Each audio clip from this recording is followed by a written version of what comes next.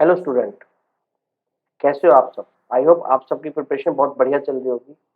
आज जो हम टॉपिक करेंगे वो है इंटर स्टेट डिस्प्यूट्स। ठीक है, तो इंटर स्टेट डिस्प्यूट्स में क्या है, तो पहला क्वेश्चन ये उठ के आता है हमारे मन में कि अगर दो राज्यों के बीच में अगर लड़ाई हो रही है या किसी एक टॉपिक के ऊपर या किसी एक मुद्दे के ऊपर उनमें विवाद छिड़ा हुआ है, तो वो सॉल्व कैसे करें। तो मान के चलते हैं, मैंने एक ये चीज लिया कि ये उत्तर प्रदेश है, ये उत्तराखंड है। इन दो के बीच में किसी एक चीज को लेकर डिस्प्यूट क्रिएट हो गया। फॉर एग्जाम्पल, अगर मैं छोटी सी बात कर लेता हूं, कोई एरिया को लेकर, किसी एरिया को लेकर, और इन दो में डिस्प्यूट, तो ये डिस्प्यूट सॉल्व कैसे हो, कैसे उत्तर प्रदेश और उत्तराखंड इसको सॉल्व करें। तो उसके कुछ तरीके दे रखे। अगर ये मैं मानता हूं कि इंडिविजुअली सॉल्व करना चाहते हैं, तो अगर इंडिविजुअल करना चाहते हैं तो ये डिस्प्यूट क्रिएट होता ही नहीं, पहली बात। ठीक है, अगर ये अपने आप ही काउंसिल बनाने चाहते हैं कि उत्तर प्रदेश अपना यहाँ से एक जूरी भेज देगा, उत्तराखंड वहां से भेज देगा और ये सॉल्व हो जाएगा, तो अगर ये स्थिति आती तो ये डिस्प्यूट ही नहीं होता। दूसरा, कॉन्स्टिट्यूशन में ऐसे प्रोविजन दे रखे हैं क्या, या कोई ऐसा कोई बॉडी बना रखी है जिसकी वजह से ये अगर ऐसे डिस्प्यूट खड़े भी होते हैं भारत के अंदर, वो सॉल्व हो सके। तो इसके लगभग दो तरीके हैं, तो दो मेथड्स हैं ऐसे डिस्प्यूट क्रिएट करने के। जैसे पहला पहला तरीका है आपके पास कि आप सुप्रीम कोर्ट चले जाओ। सुप्रीम कोर्ट की ओरिजिनल पावर है आर्टिकल 131 में।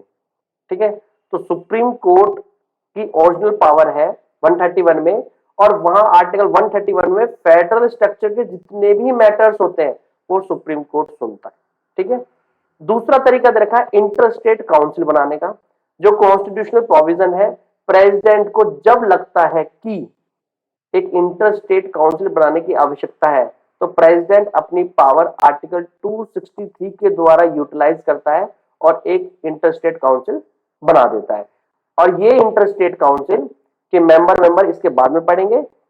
पहले हम देखते हैं सुप्रीम कोर्ट। अगर सुप्रीम कोर्ट जाते हैं इस डिस्प्यूट को सॉल्व करने के लिए, तो क्या क्या देखना होगा वो देखते हैं।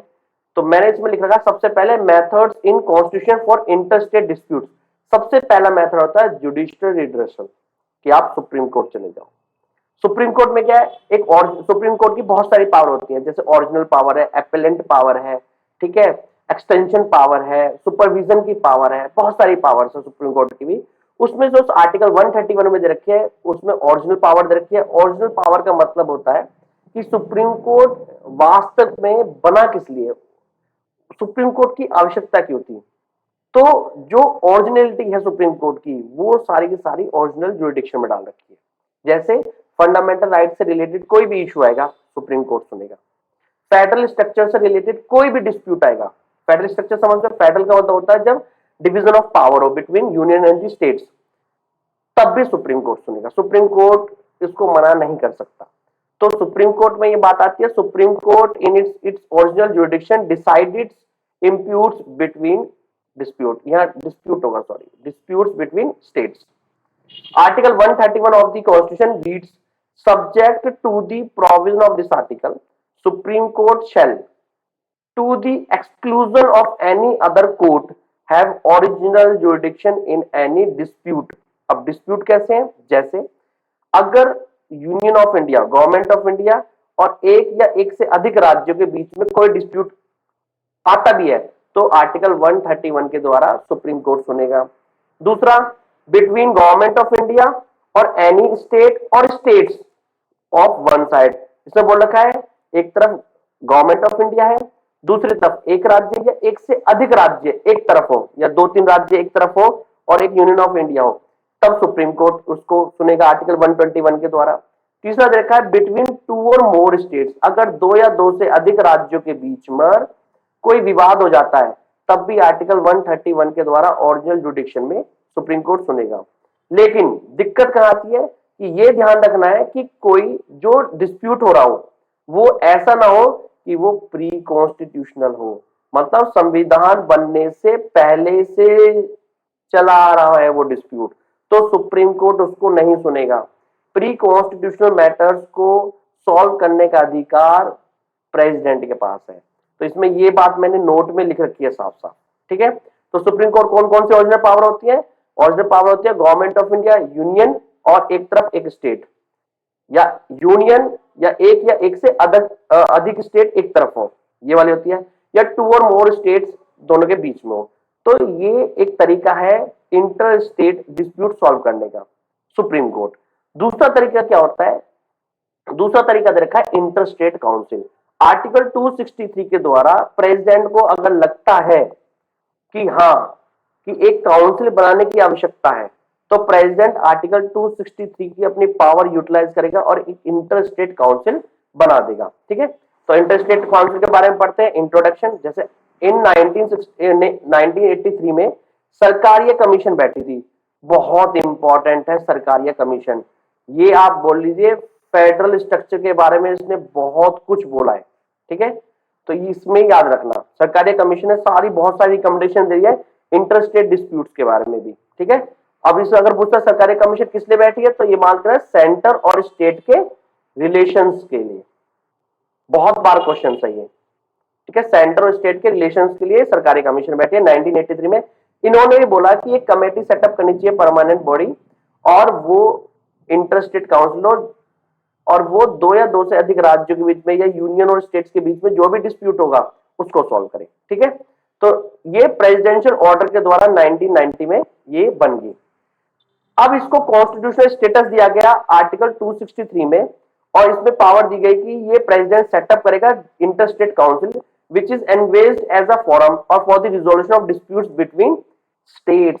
अगर प्रेसिडेंट को लगता है कि अभी फिलहाल इंटर स्टेट काउंसिल बनाने की आवश्यकता है, तो प्रेसिडेंट बना सकता है। अब इंटर स्टेट काउंसिल बना तो दी, अब उसमें मेंबर कौन कौन होंगे, तो इसका जो अध्यक्ष होता है इंटर स्टेट काउंसिल का, वो हमेशा प्राइम मिनिस्टर होगा। इसके अंदर जो मेंबर्स होंगे वो जितने भी राज्य हैं उन राज्यों के चीफ मिनिस्टर। अगर यूनियन टेरिटरी है और यूनियन टेरिटरी में जहां भी लेजिस्लेटिव असेंबली है, तो वहां के चीफ मिनिस्टर।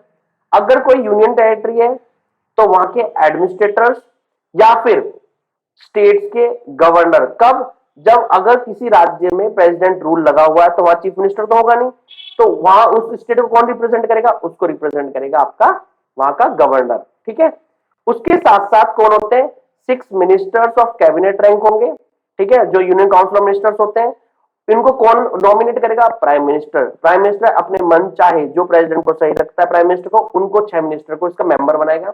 उसके साथ साथ 4 ये मेंबर होंगे बाहर के जिनको कैबिनेट रैंक दे रखी होगी, और ये 4 मिनिस्टर्स होंगे कैबिनेट रैंक के। ठीक है, तो मैंने ये कार्टून में बना रखा है कि यहाँ अध्यक्ष होगा प्राइम मिनिस्टर, जैसे ये अध्यक्ष हो गया, ऐसे ये नॉमिनेट करेगा 6 मेंबर्स को जो कैबिनेट मिनिस्टर होंगे। इसके साथ साथ जितने भी चीफ मिनिस्टर, ये है जितने भी भारत में चीफ मिनिस्टर है वो सारे मेंबर्स होंगे, और प्राइम मिनिस्टर 4 कैबिनेट रैंक के मेंबर्स को भी इसमें मेंबर बनाएगा। उसके साथ साथ जितनी भी यूनियन टेरिटरी है उनके एडमिनिस्ट्रेटर्स वो यहाँ के मेंबर्स बनेंगे। तो ये पूरा आता है सारा का सारा। मैं बात करूं तो ये सारी बात है इसकी कंपोजिशन की। ठीक है, तो इसमें अगर वो पूछता है मेंबर कितने हैं, तो आप मेंबर इनको बता सकते हैं कौन कौन मेंबर इसमें है। ठीक है, इसके बाद आता है इंटर स्टेट काउंसिल का काम क्या होता है, functions of the inter state council. तो आर्टिकल 263 के द्वारा इसके फंक्शंस क्या है, पहला, inquiry into and advising upon dispute which may be arisen between state. दो राज्यों के बीच में अगर विवाद खड़ा हुआ है तो पहले उसमें इंक्वायरी करेगा और उसमें एडवाइस करेगा कि इसका सॉल्यूशन क्या हो सकता है इंटर स्टेट काउंसिल में। इसका दूसरा काम है इन्वेस्टिगेट करना, डिस्कशन करना सब्जेक्ट पे कि उसका सॉल्यूशन क्या है, और राज्य के बीच में या केंद्र शासित प्रदेशों के बीच में, ठीक है, 2 या 2 से अधिक, और जिनका कॉमन इंटरेस्ट है उसके हिसाब से सॉल्यूशन निकाला जाएगा। ठीक है, उसके बाद आता है मेकिंग रिकमेंडेशन, और ये सब रिकमेंडेशन देगी किसको, ये सारी रिकमेंडेशन देगी प्रेसिडेंट को, क्योंकि प्रेसिडेंट ने ही ये सब क्या करा है, बनाया है, और प्रेसिडेंट इसको फिर फाइनली करवा देगा। तो इस तरह से इंटर स्टेट डिस्प्यूट सॉल्व हो जाते हैं। अब मैंने नीचे कुछ फैक्ट्स लिखे हुए हैं, facts related to inter state dispute. अब फिलहाल कहां कहां चल रहे हैं ऐसी चीज, 2021 में centre reconstituted the inter state council, अभी फिलहाल करा, and the body now has 10 union ministers as a permanent इन्विटीज।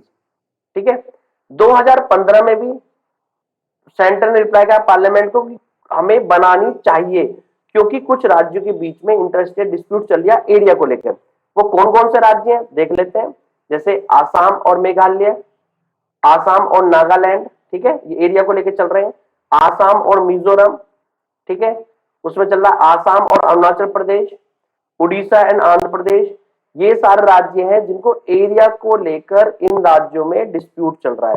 तो यूनियन गवर्नमेंट ये कह रही है कि अभी फिलहाल हमें जरूरत है इंटर स्टेट काउंसिल की। अब प्रेसिडेंट और प्राइम मिनिस्टर को जब फाइनली हो जाएगा तो वो इसको बना देंगे और ये सारे सॉल्व मैटर किए जाएंगे। इस तरह से ये इंटर स्टेट काउंसिल खत्म होता है। इसमें से क्वेश्चन प्री के आते हैं, 2-4 बार आए हुए हैं। आप मेंबर्स के हिसाब से क्वेश्चन आ सकता है। आर्टिकल 263 पूछ सकते हैं कि वो कॉन्स्टिट्यूशनल है या नहीं है, या फिर इंटर स्टेट काउंसिल से रिलेटेड कौन अपॉइंट करता है, प्रेसिडेंट करता है, ये सब क्वेश्चन आए हुए हैं। इसके साथ साथ 2013 में मेंस का क्वेश्चन पूछा गया है, ये constitutionally mechanism to resolve the interstate water disputes have failed to address and solve the problems. Is the failure due to structural process, inadequacy or both? ये डिस्कस करना 200 वर्डों में। ये आप लिखकर पीडीएफ कर सकते हो मुझे, या मुझे व्हाट्सएप कर सकते हो। मेरा नंबर आपको ग्रुप में मिल जाएगा या यूट्यूब के डिस्क्रिप्शन में मिल जाएगा। आई होप आपको ये चीज समझ में आई होगी। Thank you and have a nice day.